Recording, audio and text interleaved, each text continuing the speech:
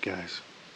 Welcome to the Deer Shop Podcast, presented by Siman Brothers Outdoors and the Leaky John Boat Company. Yeah. He went and watched a movie that has a $200 million production budget, and then the next thing he watched was our video on YouTube that has a $0 production budget. This is the first buck I've shot in over 10 years. Your track job was the first fun track job.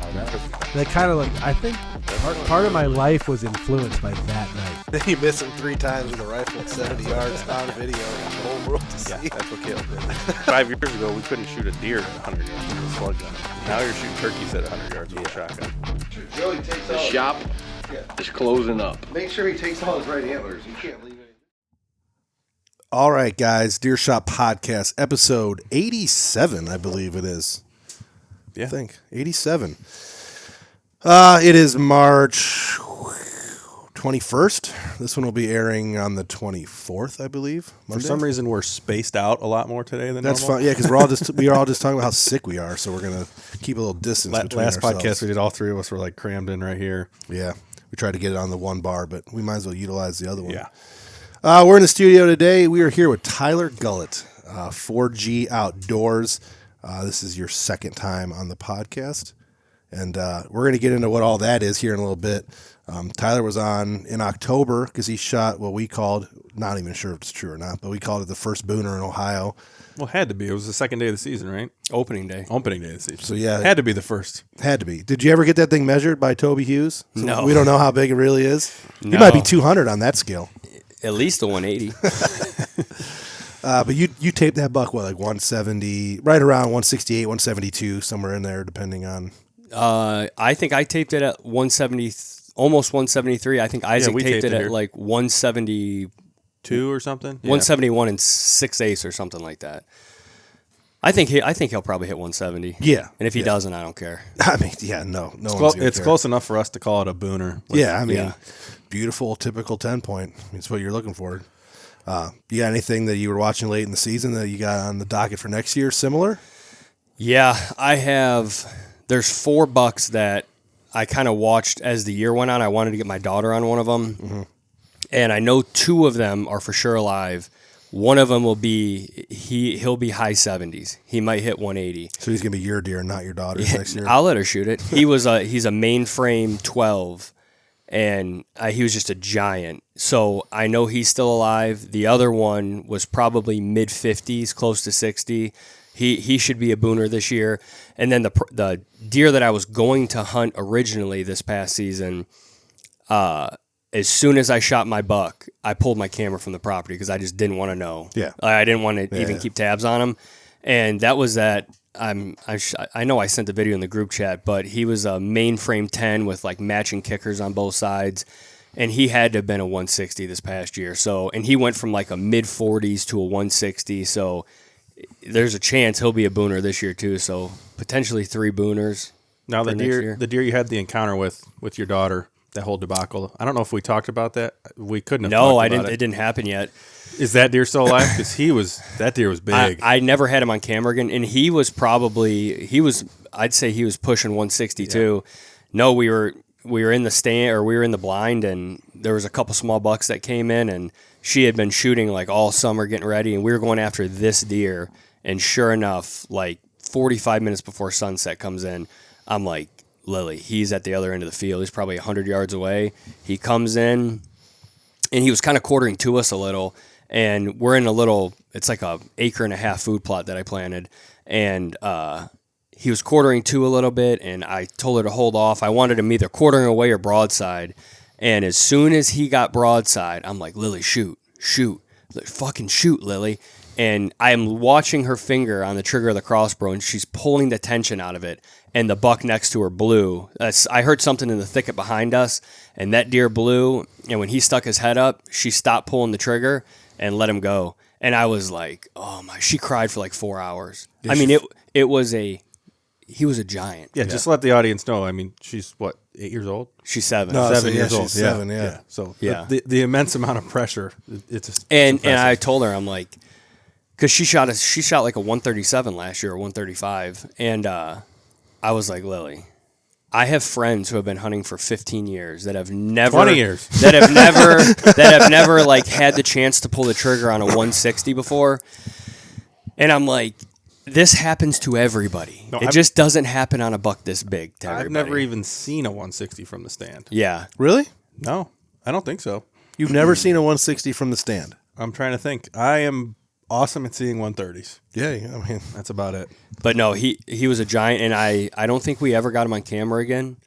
that kind of sucks. Yeah, I would imagine he got shot. But the property next door to that one is the one that I have those other two studs on, and Must be nice. yeah. But it's a small. It's really hard to hunt. It's a horse farm, and it's tiny. There's not a lot of spots to get in on. Yeah.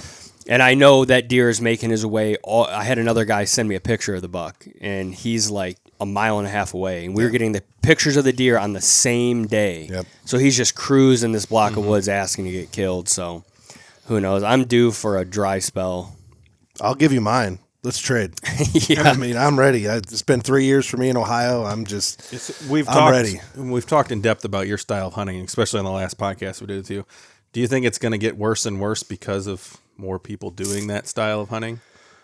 Because it's got to be cutthroat for the properties up there, I would assume. Yeah. I mean, for those properties that I have that are more suburban properties, they're definitely, I mean, they're harder to hunt than any of my spots, that are super rural. And I mean, I've got a couple spots out, pretty like an hour south of my house, and there's nothing out there. And those properties are becoming easier to hunt because some of these properties, the landowner will let 4 or 5 guys hunt them. And, I'm actually the spot that I killed, I think I killed back-to-back 160s at the one property. And I told the guy this year, he's old, I was like, I'll put a whole trail system through your woods for you. I'll cut all the trees down. I'll wood chip all the chips onto a trail for you so you can get a golf cart back there if you kick everybody else out. Because that's where that buck that I think he could be a 180 this year, or mid 70s. I mean, I'm in there all year long, trimming trees, cutting trails, mock scrapes, running cameras, and then these other 4 guys show up the week before the season comes in. They dump 1,000 pounds of corn, set up feeders, and they just ruin the property. And he was like, "Those other guys piss me off. If you put that trail system in, I'll kick everybody out, and you can just have the keys to the property." Be prepared for that battle. And I don't care. What are they going to do? Nothing. Yeah, they're Slash your tires. Yeah, they're not going to. As long as you're not driving a Tesla, they're not going to paint the side of your car. So yeah, you'll be all right. Yeah, no, it is getting harder. It's fascinating to me because, we've had a couple different guests on here that hunt all different ways. And like the way you're hunting, the way you go get permission, you have no problem asking people, door knocking. You get all these different spots. It's just so much different than the way we hunt. We're the exact opposite. We're putting up the castle walls and trying to push the people out. We're hunting the same 4 farms we've hunted for 20 years. We're trying to bring the deer to us, and you're going out and finding the deer. Yeah. I mean, numbers wise, it seems to be working. Yeah, you just gotta be prepared to lose properties nonstop. Yeah. Like I'll make a list in January. I did it the other day actually of like all the properties that I have, and I don't know, there was like 15 or so properties, and it'll be down to 10 by the time July rolls by. My brother wants to hunt, and if you have a property and you shoot a big deer on that property, you're going to lose the property. 60-70% of the time. Because they show their buddies, or they're like, "Well, my son wants to go out," and you're like, "All right, I got my deer. I got to find somewhere new now." Mm-hmm. So I was thinking, this is actually weird. I was thinking about this yesterday. That happened to us 10 years ago with the whole spaniel and the lefty story. Yeah. So we were hunting this buck. We got this property because a coworker of ours, his girlfriend's parents owned like 75 acres. It was a couple miles from here, but different set of deer. So we got permission to hunt it, and we hung up trail cameras and a bunch of stuff, and like we started getting pictures of some really good deer. That fireworks photo I have, you ever seen the fireworks buck photo? I don't know, somewhere. That was from that property, and we met Danny Svoboda. He's been on this podcast a few times in the Medina County Hunters things. We met him through that property because he was hunting the neighbors, and he killed the fireworks buck. And then the one year we started getting pictures of like this just giant, like 180 inch. His right side was just a 4-side, big heavy 4-side, and then his left side was a 5-side, and every tine had a split. So like every split single 2, time. 3, and 4. Yeah, splits no on. kidding. So like we called him, scoreable. oh yeah, ones? like deep forks. We're like, fuck. We called him Lefty. We had a bunch of trail cameras, pre-cell cams though, so we had a bunch of trail cameras set up. We had to go in and check them, all this stuff. Yeah, this is at least 12 years ago. Yeah, this is at least. Yeah, it was before we were heavy YouTube. It was back when we did like we're in our early 20s. Just 4 YouTube videos a year. We were chasing tail more than we were hunting deer, but. So now look at you. yeah, I know. Right now, the opposite. Like try to get away from my house as much as humanly possible, chase deer. But we said that we had everything set up. Spaniel had an encounter with this deer last night. This fucking monster buck comes in. He hit him. He pegged him high. It's a spaniel thing. Unfortunately, it's happened to him a couple times. Shot him high shoulder. He ran off on a neighboring property. We ended up getting permission to track on that property. Then we went we may have gone a little bit farther than we were supposed to. Cops got called. All this shit. Ended up not finding him. He disappeared off camera. There were other guys that hunted that property gun season only that have known the landowner for 20 years, but they never did anything but show up during gun season, hunt, bring lawn chairs into the woods, that kind of shit. We set up our cameras, non-cell camera days, so our cameras are all set up, and we go in and check cameras after gun season, and there was a sequence of pictures. There's cameras just on a cornfield, sequence of pictures of this dude walking in, literally carrying a folding canvas old school lawn chair, camping chair. The next picture was the first picture since Spaniel wounded him, 180-inch buck walking by. Third picture was dead 180-inch buck on the camera laying in the cornfield. Fourth picture was 3 guys fucking high-fiving and shit, and we ended up getting a picture through the landowner of them standing in the garage of this buck, and it was the buck was just hanging feet to floor, just massive. And then the next year we didn't hunt there anymore. Because they put their claws in. They're like, you need to kick all them dudes out, and we ended up leaving some stands there, and the farmer ended up probably taking them down because they got sold maybe for 4 or 5 years after that. The property got sold, and they cut all the tree rows out. That's a big thing they've been doing around here. But that reminds me of that because it's the same way. We were competing with other people, and that's what kind of put a bitter taste in our mouth.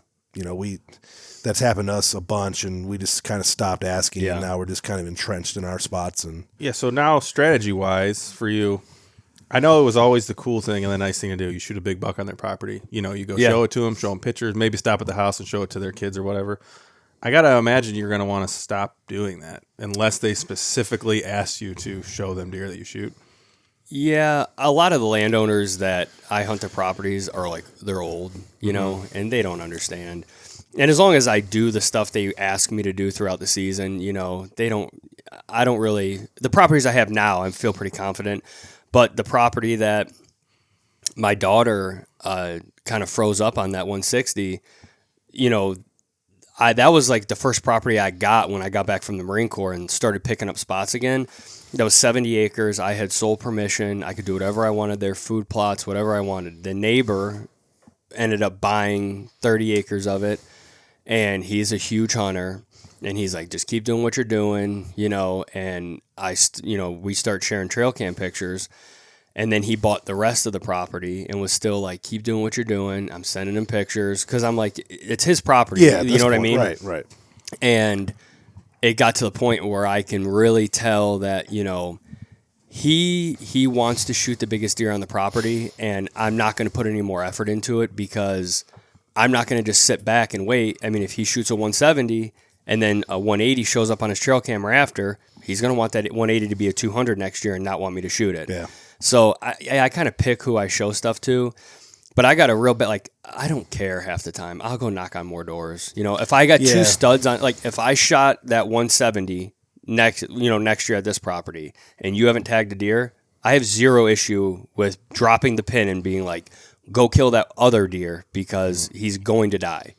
It's not land I own. If the landowners are cool with it, there's so many big deer around here. There really is. And maybe not right here. Yeah. I guess the key has to be to not fall in love with the property, because then you're heartbroken if you lose it or if it gets messed up. It's so much different because ours, we're hunting a fixed number location. of deer. So and you fall in love with the deer because there's only 2 or 3 that you're willing to shoot, and then whatever happens throughout the season, and it's just a lot different than it's kind of like when Born Again Matt comes in here and talks about it, because he's got 20 properties, whatever, and he goes all around. And if you lose a deer here, you still got this one you're watching here, and you got this one you're watching here, and we just don't have that luxury. But it's also different because we get to work the land, and we don't have to worry about getting kicked off. And we get to see it year after year, and we know 20 years from now we're still going to be able to hunt this land. Yeah.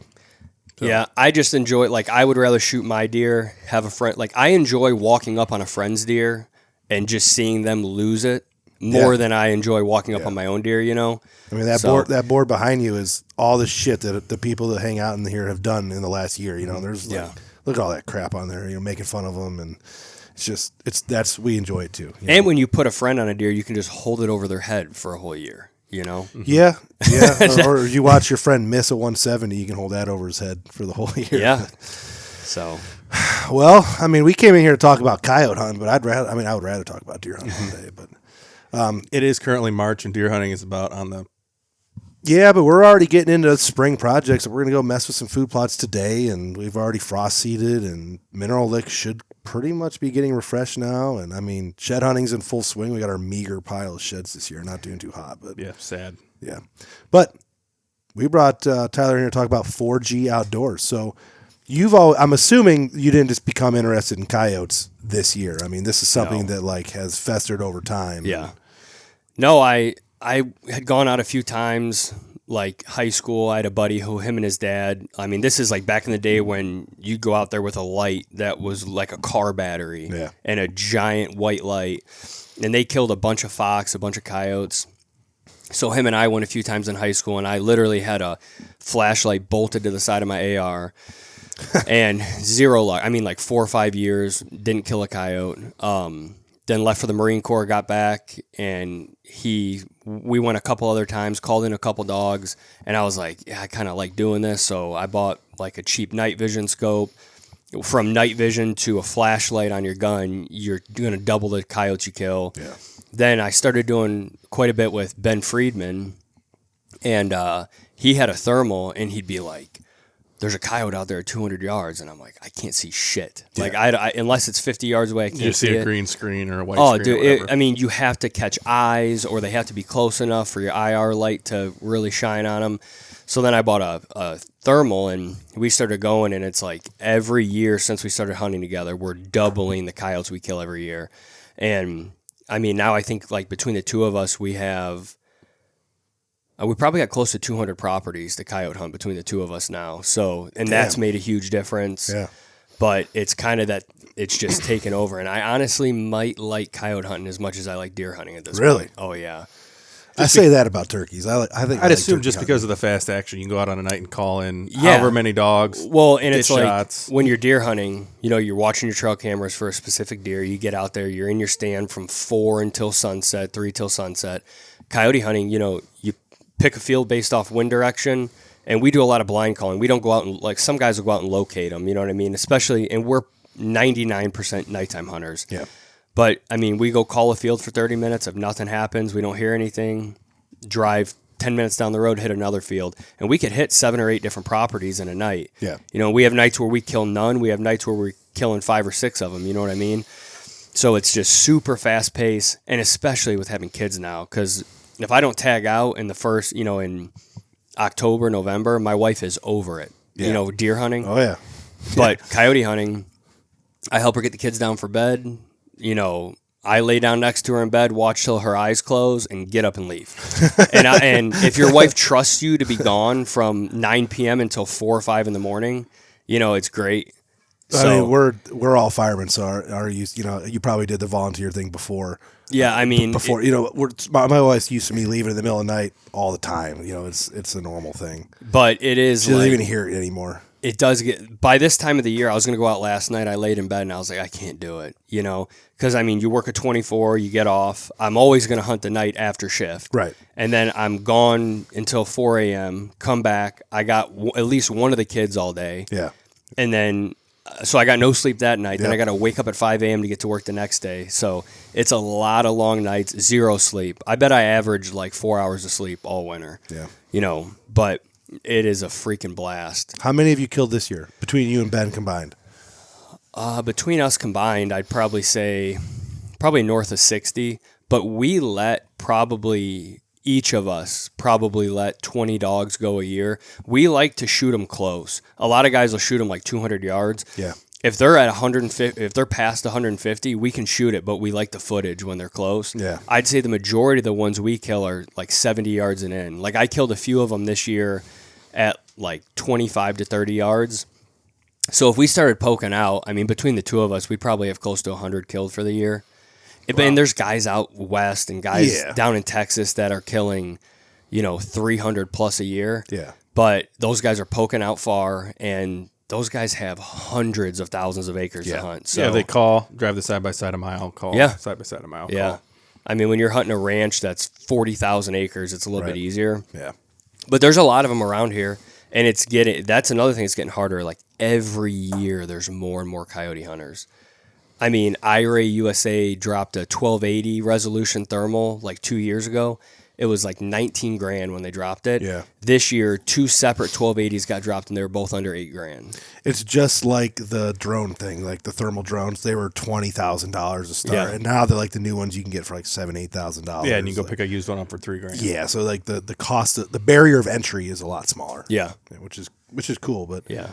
But people are gonna be pushing you guys out. But yeah, but you got to get out one night. There's nothing like calling and having like 4 or 5 coyotes come in, and you're watching them through the thermal, and it's a freaking blast. I've had at least 2 or 3 people contact me asking to like hunt ours. Yeah. And I told them the same thing. Like, I got this guy that says he's gonna come out sometime. But now that you have been out and shot some here, I can actually tell him like, no, I got a guy that actually kills them. But Yeah. It's not super easy to set up here. Like we have No. one spot here you can see our whole other woods on the other side. It's so rolly, like you can't see 40 yards. No. unless Yeah, you get in you're the perfect right. spot. And like to hunt your property, you got to have some sort of north wind. Yeah. Yeah. And we just don't have, especially this time of the year. It's always south, once it southwest. gets once it starts warming up, right, it's south. Yeah, but we have, I mean, you got to have a north wind to hunt your spot, and you are not going to beat a coyote's nose. No. Like, people are like, well, do you use like scent killer or an ozone machine? I'm like, I will wear the same clothes I wore all day. I'll put cologne on because I'm going to hunt the wind 100%. You're just never, we've had coyotes come in, circle around us at 300-400 yards and stop on a dime. Yeah. And will As soon not as come they in. hit your wind. Yeah. I mean, it isn't, you think deer are bad with wind? It is ridiculous. Yeah. So When we're done, I might show you real quick, like how to hunt the south side of the farm with those south winds. But I don't, like Isaac said, it'd be hard to find a good vantage point potentially. But yeah. I could pop you up on the side by Not side. to mention you got to walk back there. Yeah, it's gonna be hard to. I'll have to get your thoughts on that. But, where was I going to go with that next? It's too bad you can't hunt. So our buddy Nick, his farm, there's already a guy that's already coyote hunting it. That farm sits out perfectly for coyotes. But the guy, when I go in there shed hunting and stuff, and I'm in there summertime, there's like coyote. The guy that hunts it, they're lying. He just piles them up Really? out there. Like, oh yeah, they kill a ton of coyotes on that farm. But do you notice more coyotes out this way? Let's say country. Or do you notice them up against the suburban areas like where you deer hunt? Because I know they're moving into the suburban areas a lot more. There's way more out in a more suburban area, way more. Really? Yeah. So just like the deer, kind of like the deer, yeah. Yeah.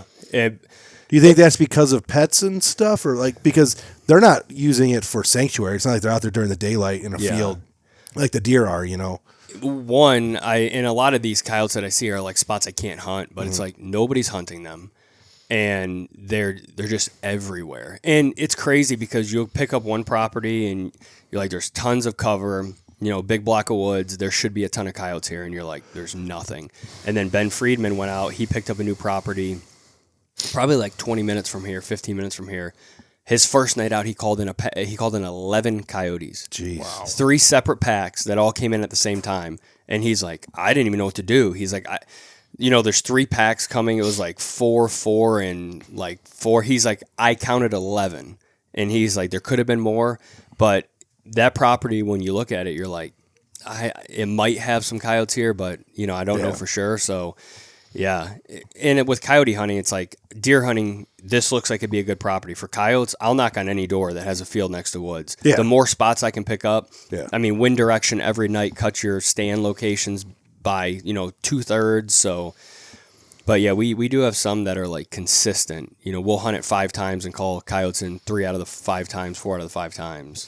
Yeah, I guess I don't know much about what would be considered good coyote habitat. They want river bottoms, they want open field. I'd imagine it's like you said, it's the setup that matters more than the environment, because the coyotes live everywhere. Yeah, we just look for, really all I need is a field that has a block of woods attached to it. Yeah.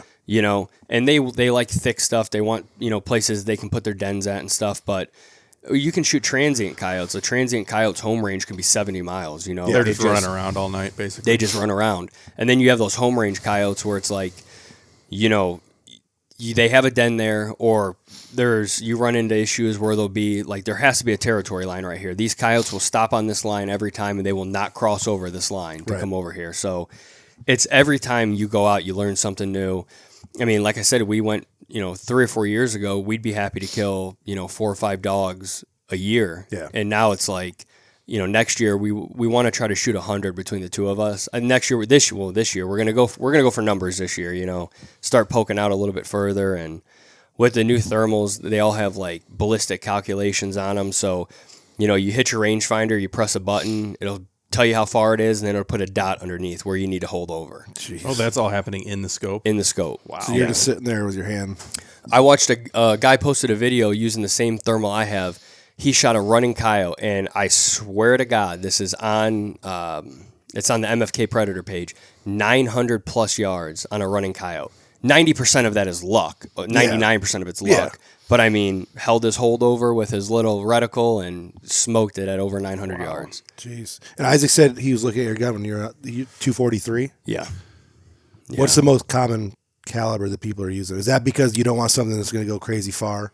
Like 243, 22, 250. 243 could be a long range round. Yeah. For coyotes, like speed kills. A 308 is a slower round. Right. But you can kill them with anything. But in the last 4 years, I've gone from like a 223 AR to a 243 to a 22 250 to a 6 arc to a 708 back to a 243, and just like fast calibers, something that has bullet selection.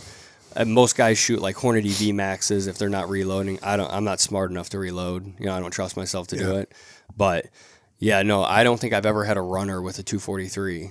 So yeah, it's a pretty intense caliber for that small of an animal. I showed your setup a little bit, or I took some video of it, so probably in the pre-roll. Yeah. You shoot a bolt gun. Yeah. Is there a reason you shoot a bolt gun over a semi? yeah, Obviously, you get faster follow-up shots if you're using an AR.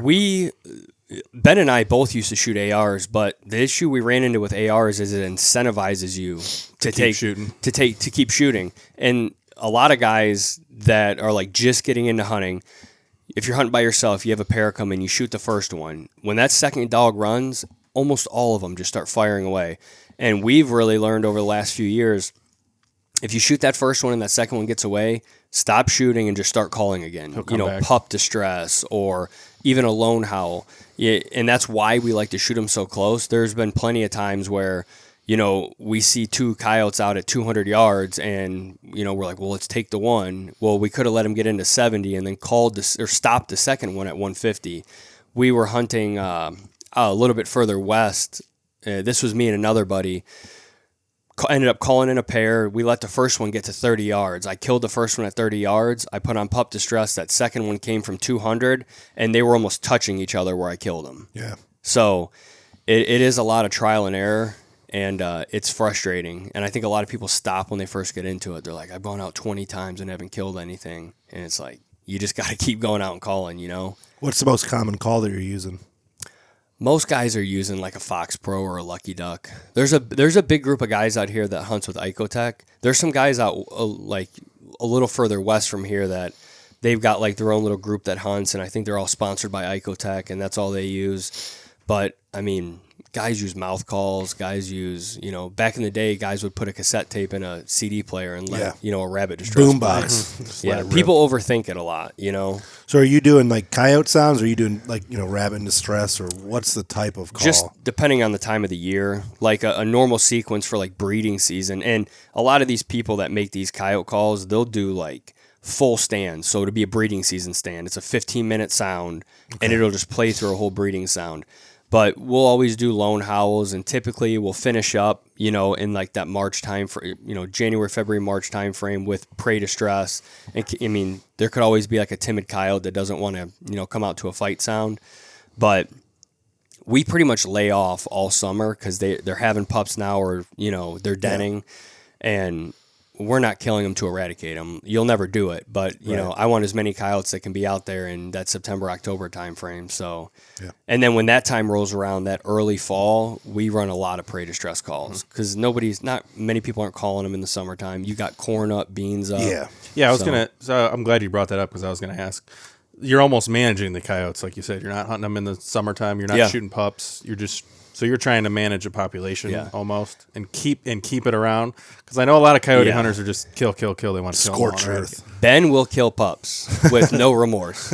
Well, he's an exterminator, right? I mean, that's one of his 500 side jobs besides being a fireman, is he's an exterminator, right? He will kill a pup so small you can put it in your wife's purse, and I'm like, I just don't know. I just don't know if I can do that. Some of the podcasts I was listening to on the way over here were talking about that. Like, we got to be careful as hunters, like, especially if you do, like, is he posting pictures of that stuff online? No. Like, right. Like, you got to be careful with your image, because the wrong group of people sees people shooting coyote pups. They're going to start putting legislation out, and they're going to make it. They're going to go for the fight.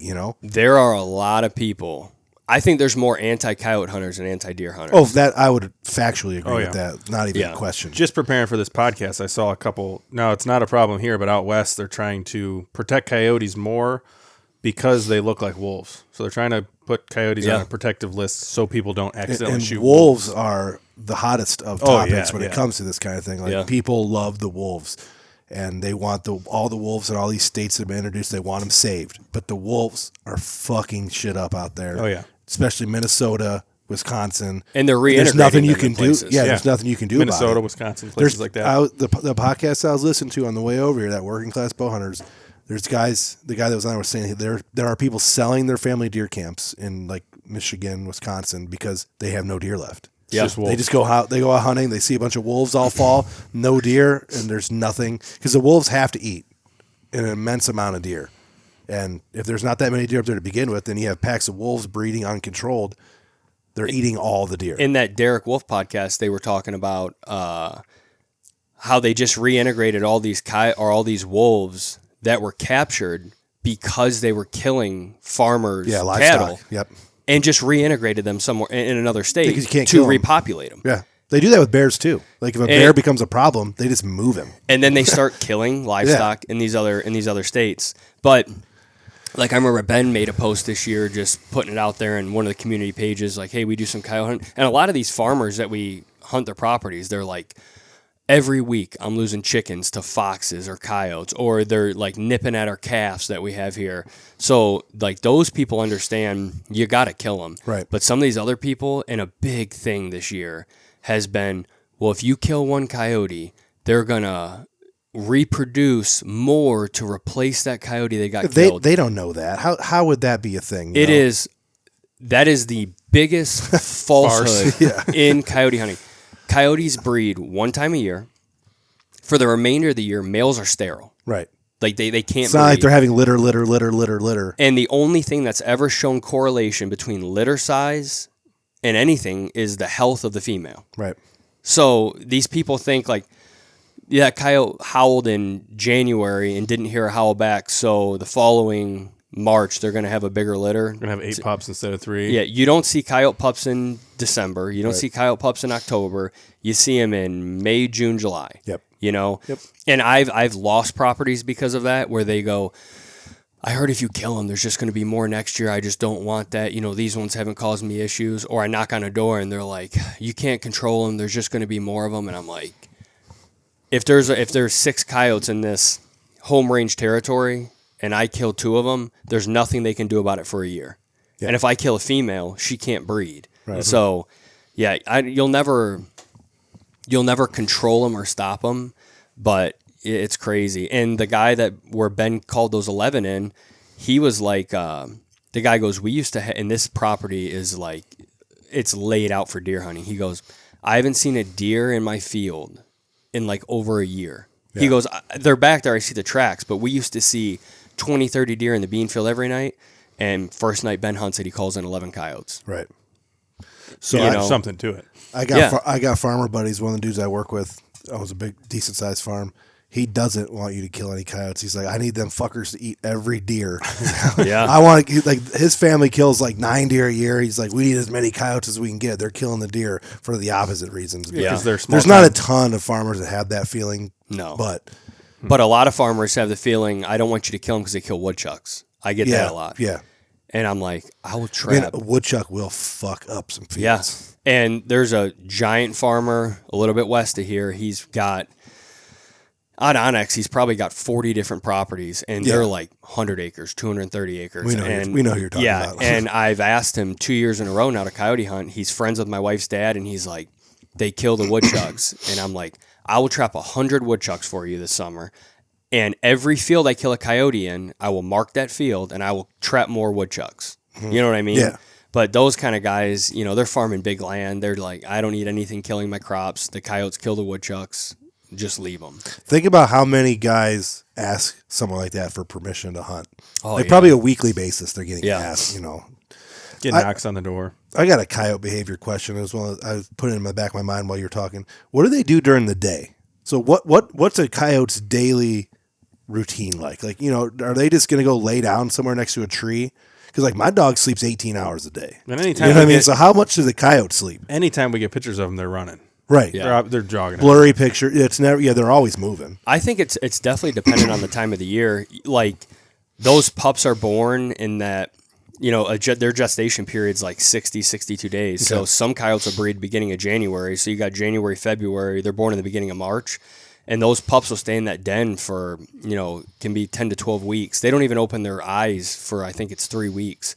So I think once they lose their pup teeth and they have a female coyote's considered an adult at 9 months. She can breed at 9 months. Okay. So I think once they lose those teeth, you see a lot of activity in the daytime in that like September, October, November time frame.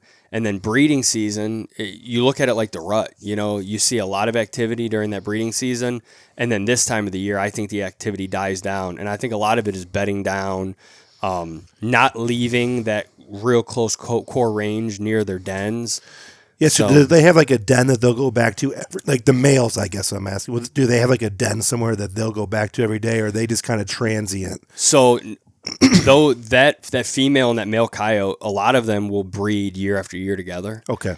And once they get in that denning season, they will use dens year after year if there's been no logging or terrain changes. But a lot of times they'll have 2 or 3 different dens. They might have a den where they actually, raise those pups, and then they sometimes will push out into another den. But if you know where dens are on your property, year after year, those coyotes have a good chance of being in that same den. And then when those pups are in that den after they've been born, after they get done feeding on milk, which is like around that 3-week time frame, that male coyote will bring back and regurgitate food for them. And that's basically how they will start to eat regurgitated food. So the male will stick around and actually... So there's a family unit there. It's not... Yeah, and a lot of times that male and female... Tori Cook, who owns MFK Game Calls, he's got like a few litters that he's raised, and these are like wild coyotes on his property. He doesn't have them penned or anything, and he says typically they will have a helper coyote, which would be a pup from the previous year. Really? It's the pack mentality. That will actually help assist. Like they don't really, people always talk about like pup dispersal happening in that like November time frame. But a lot of those pups will stay and not disperse for up to 2 years. Okay. So if that male and that female will tolerate, a helper coyote, and there's been some instances where it shows like if that female gets killed toward the end of that, like, when she's actually feeding them, that helper and that male can keep those pups alive by bringing them regurgitated food, or at least some of them. they can have a litter from 2 to 12 pups. I think 6 is pretty average for them. So yeah, I mean, it's really them just gathering food, and they've done collared studies that show like activity really drops off midday and then picks up at like 9-10, high activity from 10 to 2 in the morning.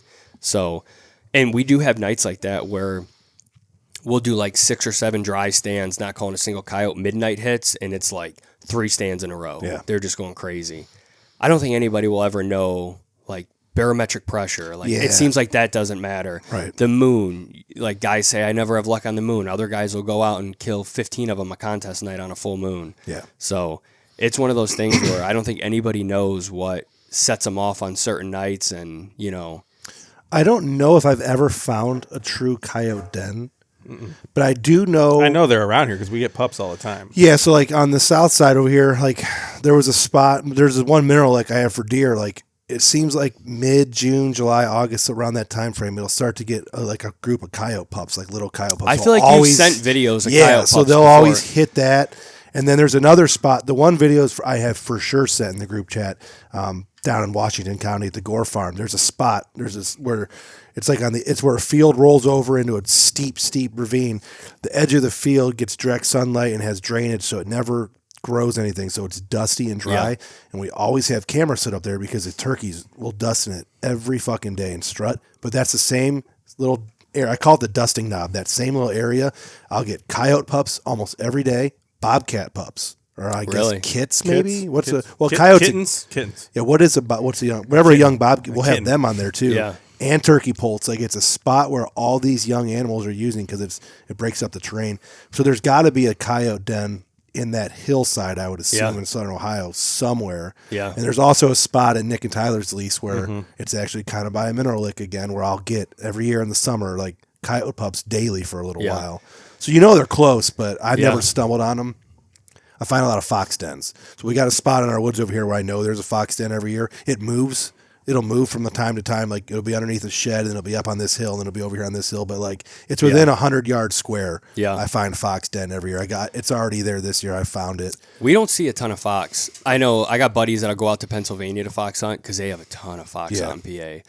But it seems like these spots are so overrun with coyotes. I rarely have fox. I have 2 properties that I know there's a fox hanging out at, and I never really see them. How's the fox hunting work? Yeah, I was gonna ask a question to lead into that. When you're predator hunting, coyote hunting, is there other species you go after?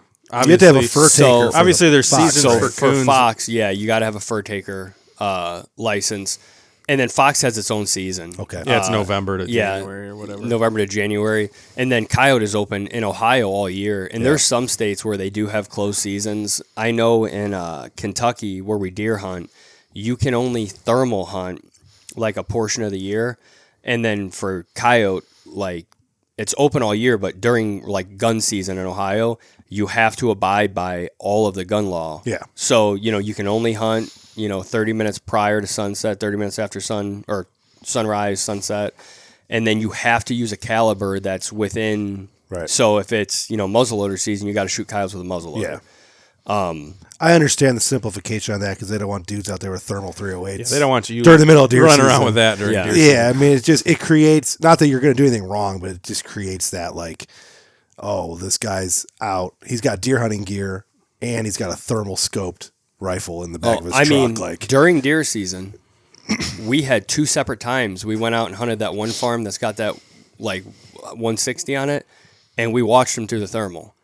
And I'm like, how many guys would just shoot this thing? Yeah. Well, yeah, I know, right. And wouldn't even think about it? Yeah. It would be the easiest thing ever. You know what I mean? So I guarantee that happens. Yeah, 100%. That's we already know that. well, you see on social media, someone will post a picture of a big dead deer, big dead buck during bow season. Maybe it has just like a pinhole on the side, and they're like, "Yeah, that's a weird looking broadhead entry." Oh, I was using a Muzzy 100 grain. Blade. Like really? Then the game warden shows up. I already got it skinned out. I already quartered it up. Yeah. I mean, it's when you that's when a you extend wormhole that for leash. sure. But and here's the way I look at it, though: if you're going to spend $15,000 on that setup and you're going to use it to poach deer, like you really want to poach deer at that point. Yeah. You know what I mean? Like it's not like you can buy a thing for $20 and make it easier to kill a deer. So there's really not much enjoyment shooting deer with a thermal. No. Oh yeah. Didn't you? Weren't Yeah. you? I forgot about. That's a rabbit hole we we could can talk go about it a down. little bit. Yeah. But yeah, like it's right. There's when I think of deer hunting, I think of the smells. Yeah. Being in the tree, the feeling of the wind, and just Sunrise, the sounds sunset. of the sounds of the deer woods and all that going up to it. There's nothing romantic. right. about- Right. Like it's like a video game. And like that's why I'm sure posting videos like that would get a lot of views. Right. You know what I mean? But I'm like, that's just not something. And I mean, I've got a lot of videos of it. You know, in Ohio, if you have a nuisance license, you can shoot deer up till midnight. Right. You know, and I don't know if that's game warden dependent, because I did talk to game wardens in other counties, and some game wardens will be like, in my county, you have to use a caliber specific to Ohio. Yeah. Other counties, they're like, you can use a 22 to kill them if you're proficient with it. And I'm like, I'll send them to you guys because I know you guys don't like it, and I like to screw with you. Yeah, we're anti But- shooting deer at night. But at the end of the day, I'm like, this is a farmer whose beans are 4 inches high in August. Yeah. And he's like, I need to get these killed, and I'm not going to waste all my doe tags to kill 4 of them. You know what I Yeah, mean? there's 20 deer out there every night eating their beans Yeah. too. I mean, there was in the one property, every night I went out there, I would have to wait hours for a doe to come out. Because in the beginning, I was only allowed to shoot does per the game warden. And I'm like, there is 15 to 20 bucks in this field every night, and I have to wait for a doe to show up. And then he told me I could shoot bucks, and I was like, I can't shoot bucks, you know? like, yeah, I mean, we're diving off on it, but the reason it bothers me is because, you know, as a landowner and as a guy that has a hold on our hunting, and this is important to me. Imagine if you're like 3 years of pictures and I got 5 sheds off this buck and I'm fucking making podcasts about it and YouTube videos and I can't wait to shoot this thing. And then Tyler Gullett rolls in and just snipes him in the middle of the night. And then throws him in a ditch and then somewhere. You have like, to cut the antlers up and bury him. Right, that's You what I'm saying. can't keep Like, 'em. right, so like, and then he just and it makes you wonder. Like sometimes I've had there's plenty. I could tell stories for days on deer up here on this wall that just disappeared, and we know they made it through deer season because we have their shed. Yeah. They just disappeared and never show up again. Yeah, they're getting hit by cars and disease, and I get all that. Someone shoots them early the next year before they move in, whatever. But it also makes me wonder. There could be farmers around here that we don't know Just that going out have, shooting deer. that have deer depredation permits or don't. And are like, fuck all these deer eating my beans in the summertime, and are sniping them because a lot of deer just seem to disappear. Well, we ran Unchecked, into that. you We know? ran into that issue here. Not to talk shit about the Amish, but it was an Amish situation. There's a vegetable farm close to our property here, and they were shooting deer on permits. Allegedly, they were stacking deer up. They were only supposed to be shooting does. Yeah. We were getting pictures of a stack of deer, and there's bucks in there in velvet. And then we talked to the game warden the next year, and they're like, "No, nobody has permits in this county." And Yeah. we're like, That- "What the hell?" There are guys Yeah. though, and I on pay my taxes, on so some I'm of those fucking doing on some it, of you those know? thermal pages that I'm on, like Southern Ohio, they're like, "Oh, we kill 200 nuisance deer a year." I'm like, 200? I mean, they'll go out there in one night and shoot 15, 20 of them. And think about this: we get, as I got as a question to bring up too. But as hunters that are, we're trying to do this the right way because we like it and we want to portray it in a good way. We're not, our videos we're drinking some beer and having a fun time, but like we're not torturing deer. We're showing respect to the animal. Isaac stopped tracking this buck right here because he thought he got beat by him and like refused to call a drone in for a third time. He let the deer win because he thought the deer had won. It was not won. He killed it, but we do all that because we love the deer hunting thing, and then save the meat, make a big operation here of making sure we use all the meat. We butcher our own deer because we don't trust other people touching it. We don't want it to lay in the sun at some butchering shop. So we bought all the equipment. We butcher all our own deer and do all this stuff. And then there's a guy that shoots 15 deer in a night and just throws them in a ditch somewhere. But and that's legal. it's legal. And there's nothing stopping them. And it's like, holy shit, we spent our whole year trying to kill 3 or 4 deer, one buck. And this guy just blows that out of the water in one night. But then it's like, blows it. for you, there's a romantic aspect behind deer hunting. of For course. them, they're like, I don't care. It's money and they're eating my crops. Right. I don't care what the antlers look like. It's their livelihood that and they're and that's why like I probably wouldn't have done it for anybody else. But he's a great guy, like family friend of my wife, and he was going to pay somebody to come out and do it. And I was like, I will do it for you. You know what I mean? So. And I made a Facebook post before I started doing it. If anybody wants meat, let me know. And I thought maybe 1 or 2 people. I had dozens of people email or send me messages on Facebook. I'll take as many as you'll give me. I mean, and basically I would shoot them. I throw them in their walk-in cooler, and then the next day take them to the butcher, and I tell the people, you could pick your deer up on the 15th from here. Right. You pay the butcher fee, and every single one of those deer that I shot went to people who don't hunt. Right. They just wanted deer meat. There's a big push for that They venison, just wanted deer meat. that healthy, non-fat, paleo lifestyle, carnivore lifestyle that people are doing. That deer meat's like the perfect meat for it. So I'm like, if I'm shooting all these deer and these people are getting food out of it, you know, I'm not going to leave them in the fields. I know there's people that do it. They'll shoot them and leave them there. But I was like, whatever, I'll do it for you. I have a wormhole gray area question to ask, and it's a keyword. CJ Alexander. Is this going to piss people off? What makes a trophy? Really. So CJ Alexander, he was charged and found guilty of spotlighting a deer in a cemetery with his headlights of his car. That's illegal in Ohio to do. He took a video of it, got caught, got convicted. The 8 and in point, trouble. right? Yes. The other one, yeah. Just taking a video with the headlights of his car in a field. That's not legal, but you can go out and thermal deer all day as long as you're coyote hunting. I would imagine that's probably illegal because they've had so many people spotlight them like that with the intentions of shooting them. Yeah. Or like, and you have to stop that. I wanted to say it was like September 15th. You had to stop, like right when they're hard horned. Like they don't want you doing this with the intentions of shooting a trophy deer. So I'm not talking about the deer hunt. I'm talking about the coyote hunting. So you can go out and sit a field for coyotes, coyotes, thermal that whole field, see all the bucks out there, and all it's night perfectly legal. But if you do that with your car headlights, it's perfectly illegal. Yeah. There's a little bit of caveat there. He can't be pointing that gun at a field he doesn't have permission to be on. Like he can't be sitting at a certain farm on a road somewhere and just like start scanning a field where doesn't have permission. You have to be set up to, because like you're obviously pointing a gun on someone's property from the road at that point. Like. But thermals aren't the same as headlights. You can sit in your car with a thermal scope. Can you? Look at whatever field you want. Are you allowed to do that? I don't know if you're allowed to do that. In the law, it's projecting a visible beam of light. Okay. Well, I guess if you spend the money to do it, you can do it. So you can have a kind of a gray area. Or a thermal monocular and look in whatever field you want, but you can't shine your headlights.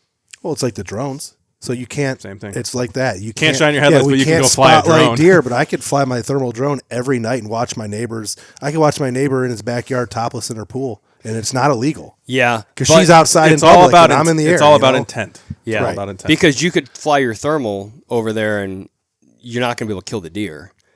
You know what I mean? Right. But you shine those headlights in there, and and it still happens. There's some states where you can spotlight deer. Pennsylvania, yeah. They go out. They call it jacklighting, and they do it like the hunter guys were talking about. They'll go out. They do it. People go out every night in the summer. Scouting. They're driving around drinking out of mugs like you got right there. I'm sure it's coffee all night long, and they're spotlighting deer in all their neighbors' fields. I don't think spotlighting deer should be illegal. With the intention, Ohio's too popular. Like you'll be shining your light in windows and shit. Like Pennsylvania, that's why they allow it because.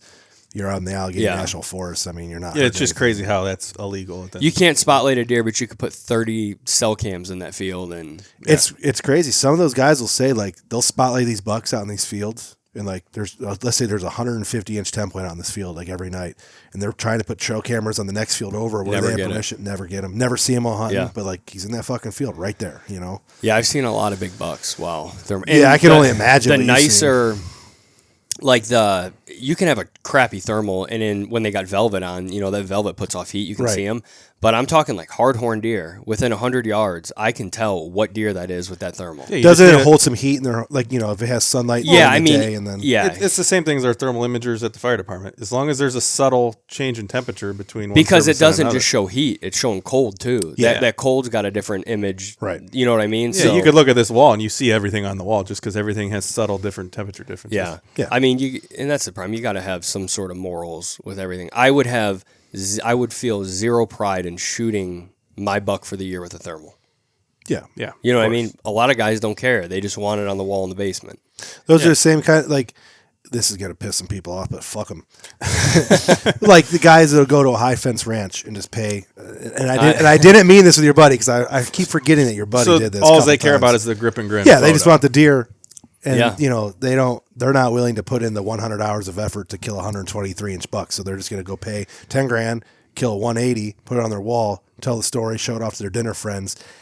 It gets the same effect if you're willing to do that, in my opinion, if you're willing to spend that kind of money just to get a deer on the wall and not have to work at it, what's going to stop you from spotlighting one or thermal scoping one? I mean, it's the same difference. You're not willing to put in effort. You just want the deer. Yeah. If I had the amount of disposable income where doing something like that wouldn't mean anything, you just have to understand that it's not hunting.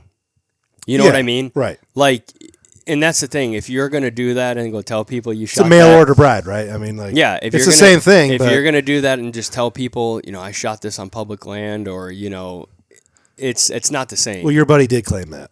I know.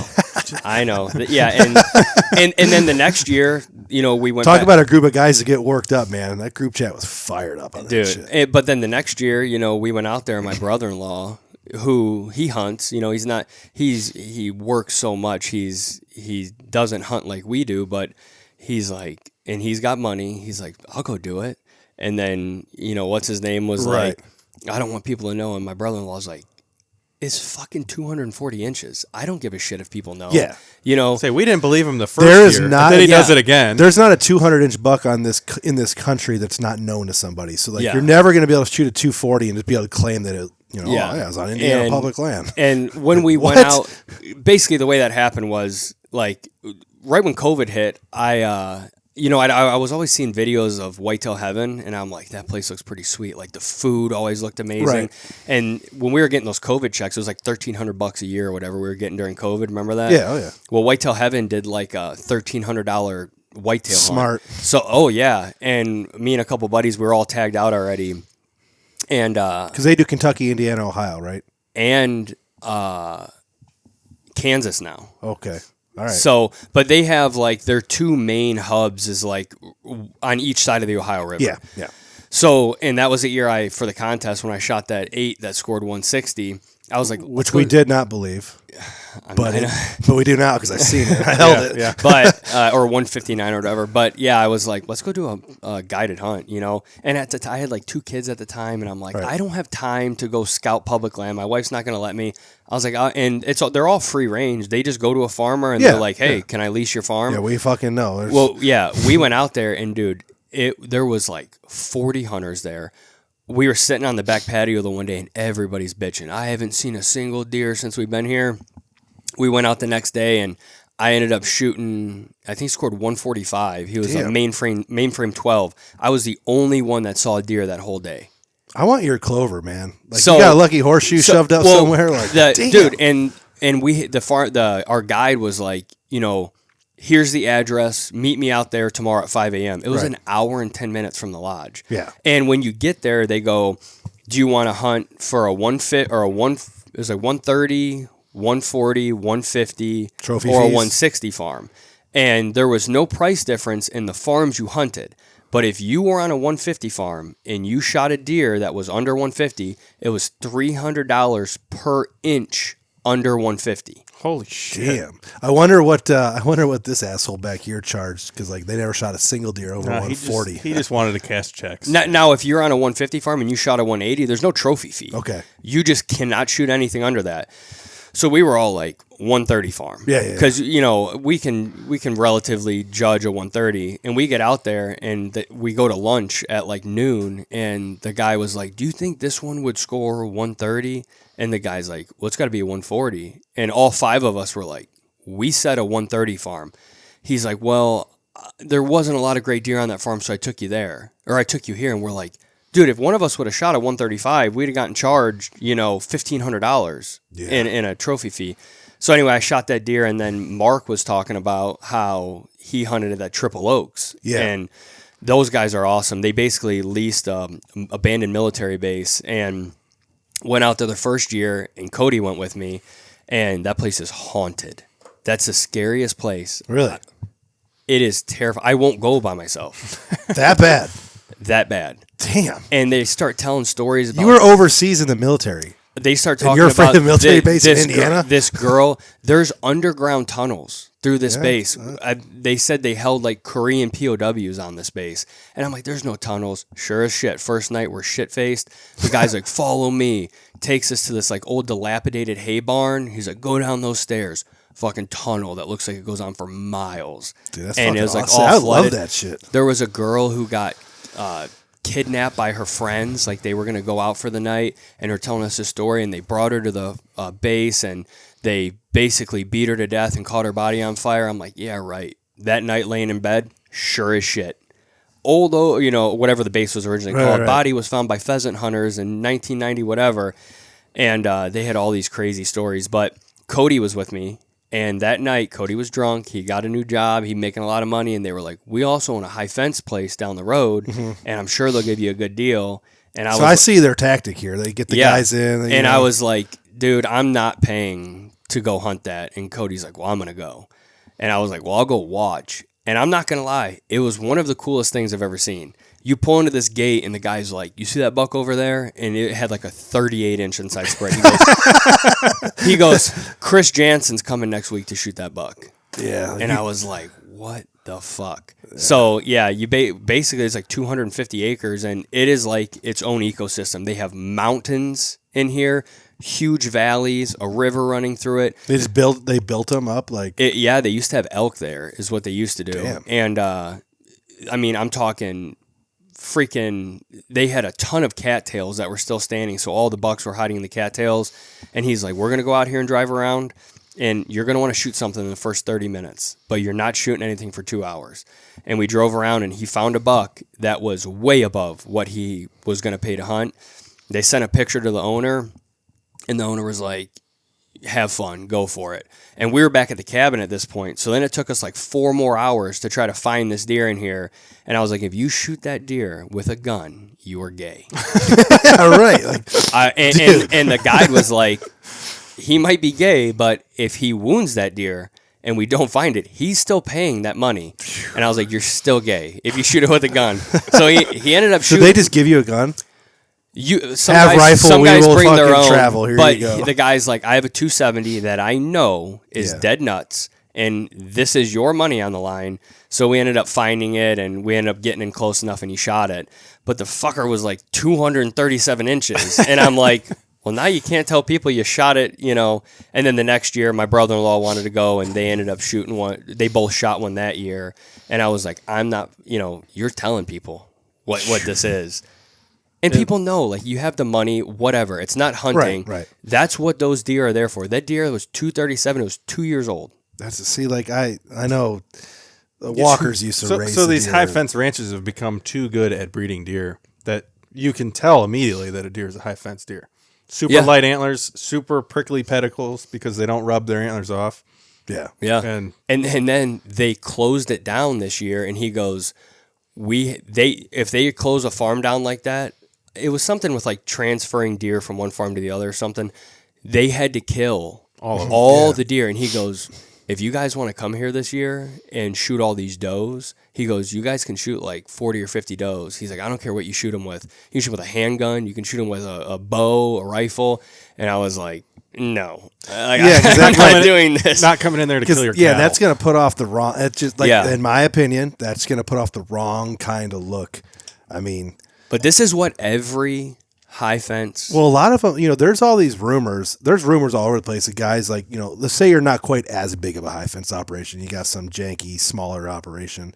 And, you know, either disease or some reason or money or you lose funding and you got to get rid of your deer. Like, there's a lot of rumors that guys just fucking cut the fence. Maybe a couple of famous looking deer, like they're like, oh yeah, here he is dead that we killed him. But like, especially if you do it now before their antlers are growing, like you just let the deer out. I mean, there's a lot of rumors of that around here. They did say if one deer tests positive for, it wasn't EHD, it was CWD. That they have to kill every deer scorch earth in that fence. It makes you wonder how they possibly could get it if the deer are all stuck in there. They're doing the double fence thing, and the only deer that are in there are the ones that are in there. How do they get CWD? It comes from where those they breed them prions and all coming that. from, you know. But and the crazy thing is they're allowed to shoot those deer all year. Yeah. They could sell hunts all year, sell big velvet hunts. And I asked the guy, I'm like, do they let you shed hunt this? And he was like, ain't no sheds in here. He goes, all these deer get killed. You know, but there are some that are born in there. You know, like if a buck doesn't get killed the year before, they'll breed a doe in there, and there's and you can tell because it's like, oh, that deer's 2 and he's only a 150. Yeah, 130-inch 8-point running around, dude. Just seeing these deer driving around that side by side, it's like you're in Jurassic Park. And I'm like, dude, I'm telling you, it was a crazy Bizarre. experience. It'd probably ruin it for me. Like, I don't know if it's one of those, like, just because we can, should we? You know, like, Yeah. I think, though, this is going to backtrack a little bit. I made a mental note. I think you should put together for your channel, because we haven't even got to talk about your channel yet. You got the 4G Outdoors. You started putting your coyote hunts on YouTube. Yeah. I think you should put a video up of your like summertime deer extermination kills with a fancy thumbnail, just to see the kind of react, because your channel's new enough to see what kind of reaction you get. I mean, it might get you some followers. Any controversy is good controversy. Yeah. If you had an established brand, I don't know if I'd be out there putting that, but like you're new, so who knows what it might do for you. It would be a cool video, but like I said, I do it to help him out. I don't enjoy doing it. One, it's a pain in the ass. If you shoot 3 deer in July and it's 95 degrees out. But two, it's like, I do think that can be put in a bad light, but it happens. Every farmer that owns enough land has nuisance tags. See, I don't think they're out. I don't think they're as prevalent in this county as they are in where you're hunting. I don't hear, like, because we spend a lot of time rubbing elbows with some of the big farmers in the area, and I know they don't have permits. Yeah. So like, I don't think know they if probably could get them. I don't know if our game warden is just more of the like, we're not doing it kind of thing. But I mean, there's a little bit more agriculture in your community. Like, we have it here and it's big, but like your county's like anything that's not a city is farm. It's a farm field. Yeah. So I don't know. Like, I don't know. To be honest with you. Yeah. But it's it unique. would be like a 30, 40 deer compilation. Yeah, just kill shots, man. Just Yeah, bam, but bam, bam. like I said, at the end of the day, as much as there's no game in it, and none of these properties that I did this on, I did not deer hunt a single one of those properties. I even felt weird about that. Like, am I going to really watch this shooter buck all year? And there was a couple really nice bucks in these spots. But I'm like, am I going to watch this with my thermal up until the 15th and then go in there and shoot him with my bow? You know what I mean? Right. So, but like I said, all that meat got donated, everybody. And there's a bunch of people who are still messaging me now, let me know when you shoot some more. And I'll give them all the meat next year. Yeah. So, and that is a good thing, because some of these cities will hire people to shoot these deer, and they'll just take them right to the landfill. Yeah, like a lot of the bigger cities I know around Hinkley here did that. I think Lorain County. Yeah, it's a big thing on the news. They're like, oh, sharpshooters brought in. They always say they cost a lot of sharpshooters. money. Those guys, but they just bring these deer in and they take them to the landfill. Case Road, by the college, they had sharpshooters come in like 3 years ago. They killed 70 deer on one road, and they shoot anything. It doesn't matter, buck, doe, they will shoot anything. And I have a buddy who's a cop, and his overtime for his city, he will go into the city and sit in a tree stand with a playground 50 yards from him, and he shoots every deer that comes in. That's crazy to me. I get it. I do understand that they need to, like, it's hard to, so Medina, I'll just name drop because I don't care. Medina has recently adopted the city hunting program. You got to get your property, kind of like the cities you're hunting, have to get your property inspected, get a permission slip signed, all that shit. No one is doing that to shoot does. So no one is like going through all that hassle so they can shoot the neighborhood doe that's got triplets eating mom's flowers. Yeah.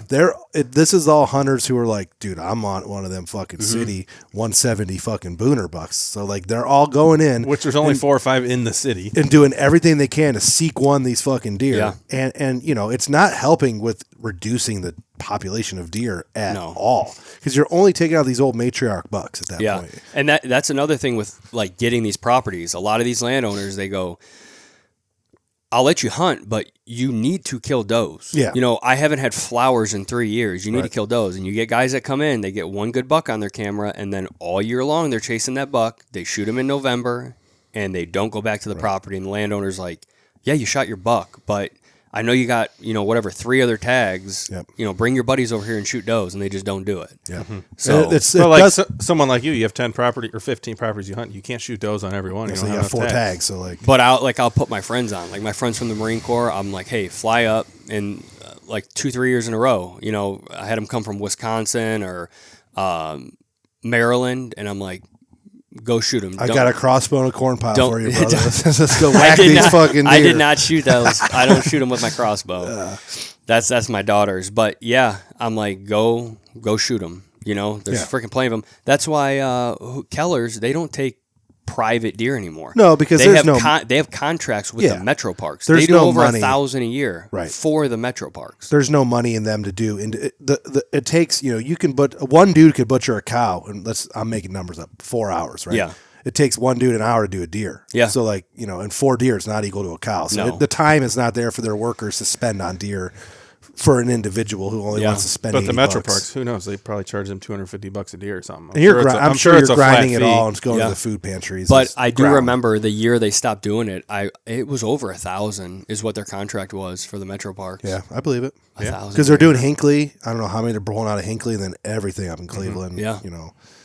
There's a lot of deer. Before we wrap it up or get too much further, why don't we talk about your YouTube page? Yeah, we might as well get that out there so people know if they're still listening at the hour 10 mark. No, I forever I wanted to film like deer hunts, and I tried a few times, and I just didn't enjoy it. It was just too much to deal with the camera, and then I will never let a buck pass because I can't get it on camera. But the thermals, they film your kill shots, so a lot of it is just filming, talking about your stand, going to it or whatever. So yeah, I was like, let me just string some things together. I'm an idiot on a computer, so it took like 4 hours to edit my first 10-minute video. But yeah, now I'm just, I'll post shorts of some of the kills, and then good nights, I'll post, 10, 15-minute video of what the kill was, and I'll probably do some stuff for deer season this year. Yeah, the longer you stick with it, the easier Yeah. it'll get, and it'll just be like a system then. Yeah. But we've been doing this for 20 years almost, and Yeah, our YouTube it still is a channel- pain in the ass for us. We Yeah. still don't know how to do everything. But like the first week that I had the channel, I think I had like 27,000 views that first week between shorts and the one video, and then I had where my thermal blew up. That had like almost 3,000 views on that video in the first week. So I was like, it's pretty cool, and like I said, it's low maintenance, and I got like 90 people subscribe right now. Hell so yeah, So brother. it's nothing. You're but- almost in the hundreds. You got tens of So- subscribers. Yeah, but you would have a good spot talking about your setup too. People love cool gear and Yeah. expensive gear, and your setup is awesome looking and it's Yeah. expensive. You talk about that, and people will. Yeah, I mean, you get do a review on the scope, do a review on the suppressor, the tripod, everything, Yeah. chassis. If you, with and especially with your basement layout, like you're getting your basement all set up, like Yeah. not studio wise, but like you got the good backdrop and the good ambiance to like people, because if people see a video where it looks like the guy knows what he's fucking talking Yeah. about, they're gonna watch it, Yeah. So like, perfect. So I'll keep doing them, and obviously this summer it'll drop off a little bit because I'm not doing much hunting. But yeah, like I said, you'd be shooting deer and putting videos Yeah. of your, exterminating deer on there. I'm gonna do that, and they get put on a PETA list. Fuck them. Yeah, fuck 'em. That would probably get With Trump got elected, man, this is a new era. Like we're back, man. We're fucking back. maybe I'll post a video once about the nuisance deer See what killing happens. and See just see what the happens. perception is. I don't know if it would get demonetized or not, because I know, well, you don't have to worry about the demonetization, but like you might not get a strike because there's not a lot of blood. I mean, we know what blood looks like when it's flying on the screen, but the YouTube algorithm and the auto sensors aren't going to be able to see a bunch of pouring out red blood of an animal, so it might not get flagged. There's a couple guys now that have channels where they shoot baboons only. Yeah, we were talking about that before you got here. And it's graphic, and it's like shooting a person. Yeah, it's like shooting a toddler. I saw the one where Tim Wells put that Josh arrow, Bomar or did. was it Bomar right in Yeah. the chest of that Like bad 79. Oh, They did the soul. Oh fuck! They man. did like Josh posted like an edit of it where like the baboon's soul comes out of its body. Yeah. And of, I'm of like- course he knows. Yeah. And Bomar Nation over here, guys. say I'm a fan. Call me. It's not watching. It's this him that video. has the Trump broadheads now, right? Yeah. Yeah, Walker got. So Yeah. did you buy some? Of not the Trump ones, but yeah, that's what I shot my buck with. Yeah, but Walker Walker posted a bought picture the Trump Beast. Beast Yeah. broadheads or whatever. Yeah, jeez, it's funny. Yeah, those were good broadheads. People did seem to like them. Yeah, it did break. Yeah, But I mean, they're gonna break. You shot a 250 pound animal. It was a you know? complete pass through on that deer. I think slightly quartering to me, maybe. Yeah, and how the broadhead works in the mechanics, I would have Yeah. no complaints about using it. no, it was good, and they shoot good too. Yeah, So They weren't so expensive. no I'm not rubber. sure. hey, we're too bands. cheap for that shit. Yeah, no rubber bands. You're too cheap until your broadhead fucks up, and you're like, No, I just use the Amazon fake rages, so I can buy like 60 of them at a Did time. you use those? No, but we have bought them. I think we've bought them on accident before because they're different size. Yeah, if you buy rages If you on Amazon, you don't want to buy your rages from Amazon because you'll notice they're like, wait a minute, like they're different. it'll be in that's the, where I used it'll to buy be in all the my packaging rages. and everything. Yeah, 'cause And the they're price is they're $24. Yeah. exactly, and like a real rage is $39, no Yeah. matter what, you know. Yeah. So yeah, No, that's where I was buying all my rages before, and I might switch to Schwackers. Luke loves his Schwackers. I could kill a lot of deer He's with killed, Schwackers. he killed his buck this year with a Schwacker, and Yeah. I don't know. We'll see, but that's a lot of conversation for options. another day. Yeah. So check out his YouTube page. Yeah, 4G Outdoors. Yeah, I think we can wrap it up. I got to pee, so I mean, I'm okay with a wrap Yeah, up. cool. Well, thanks for coming out. Yeah. Thanks for sharing all your coyote hunting stories. I got to take some more video of that gun. Yeah. And Steer Shot Podcast episode 87, I believe. 87, and we are out. Out.